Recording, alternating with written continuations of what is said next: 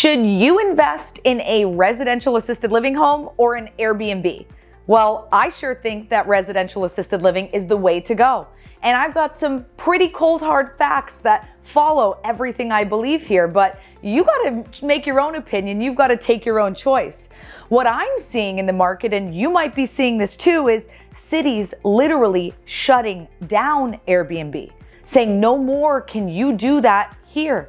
Like Las Vegas, for example, the hoteliers, they've got a whole lot more money and power than the solopreneur who's investing in Airbnb. And you better believe that they've got the control. So when they shut it down, everyone who owned those homes there, guess what? They're screwed.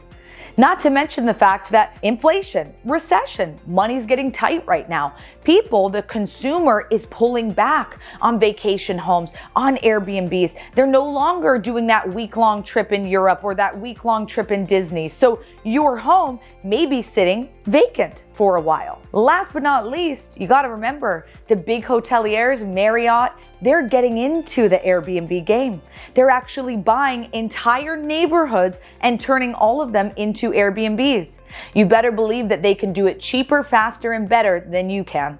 Because they've got the systems, they've got the power, the money, the resources, and the knowledge. So if I'm looking to invest in something that's safe, that's secure, that's going to make it through a difficult time, I'm not looking at Airbnb. No way.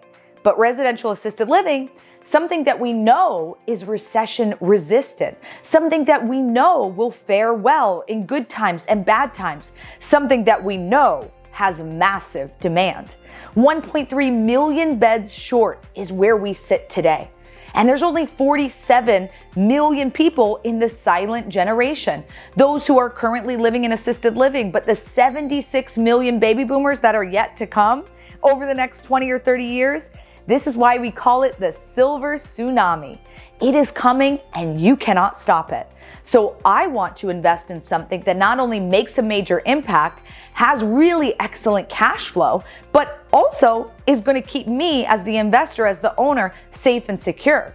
Something where a hotel can't come in and just knock me right out. A city can't come in and say, you're shut down overnight. I don't want to invest in something like that. I want to invest in something that I know has longevity, that will last, that will stay full, and that will make a great impact as well as cash flow. I'm not saying you can't cash flow with Airbnb. You sure can. And I love to stay in them. I don't even hate on them. I really love to stay in Airbnbs. Really cool concept. But let's talk about what staying in an Airbnb is like these days. You know, I travel all across the country, and when I stay in a hotel versus staying in an Airbnb, at the hotel I get maid service, food service.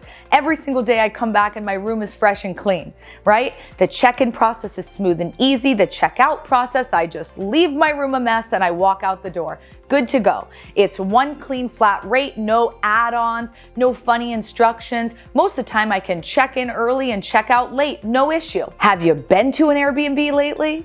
The last time I have, and I stay in them often, I'm telling you, but it's like you having rules and regulations right when you walk in. Hey, you've got to do the laundry, you've got to make the bed, you've got to do this. By the way, grab my Amazon packages that are sitting out front, and you can't check in even 2 minutes before 4 o'clock because the little keypad won't allow you to check in before the check-in time. So I can't check in early, I can't check out late, I'm paying massive cleaning fees, yet I feel like I'm the cleaner, right? I'm doing your errands by pulling in your Amazon packages. It's like, okay, unless you're staying in an ultra high-end luxury Airbnb who isn't making you do all those rules, or you've got an owner who really has their systems down who isn't making you do that, you know, it's kind of not worth it. I feel like you should be paying me to stay here at this point. And I know that sounds funny, but come on, the amenities, the perks, that's why people loved that in the beginning. But Airbnbs, the prices of them have been skyrocketing, and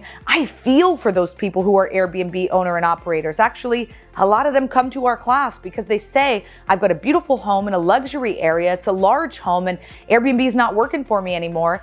I want to turn it into a residential assisted living home. And of course, I'm always happy to help. I'm always happy to convert you over to the bright side. So residential assisted living over Airbnb, of course, no brainer.